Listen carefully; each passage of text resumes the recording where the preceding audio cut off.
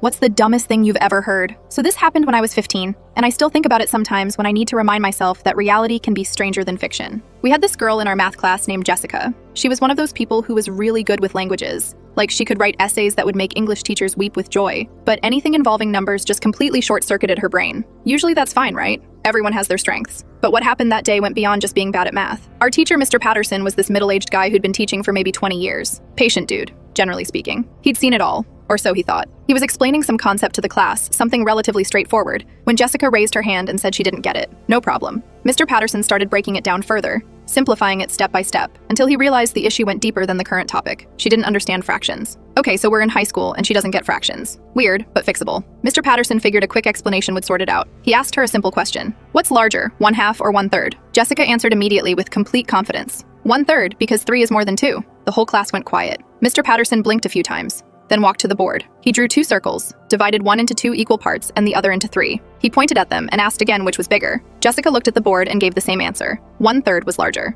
I could see Mr. Patterson's eye twitch slightly. He erased both circles, grabbed 2 pieces of paper from his desk, and ripped one in half and the other into thirds. He held up one piece from each, the half and the third, right in front of her face. Which one is larger? Jessica pointed at the smaller piece, the 1/3. Mr. Patterson stood there for a moment, probably questioning every decision that led him to become a teacher. Then he said, "Forget that there are more pieces," and he literally walked over to the bin and threw away the remaining pieces. He came back holding just the initial 2 pieces. Just look at the size. Look right at these 2 pieces of paper. Which one is larger? Jessica pointed at the smaller one again. The room was dead silent except for someone's nervous laugh that got cut off immediately. Mr. Patterson lowered his arms slowly, walked back to his desk, and sat down. He looked at Jessica with this expression I can only describe as a man witnessing the heat death of the universe in real time. "Please take no offense to this," he said carefully, "but are you familiar with the words and concepts of smaller and larger?" Jessica said yes. She knew what they meant. Mr. Patterson pointed out the window at 2 trees in the courtyard. "See those trees? Which one is larger? The right one or the left one?" "Left," Jessica said. And she was right. The left tree was easily 5 meters taller than the right one. "Okay, good," Mr. Patterson said, and you could hear the tiny bit of hope creeping back into his voice. He held up the 2 pieces of paper again. "Then which piece of paper is larger?" Jessica pointed at the smaller piece. Mr. Patterson stood up, placed the papers on his desk with the careful precision of a man trying not to completely lose his shit, and walked straight out of the classroom without another word. Just left. We sat there in confused silence for a good 30 seconds before he came back, composed himself, and moved on to a completely different topic for the rest of the period. He never tried to explain fractions to Jessica again.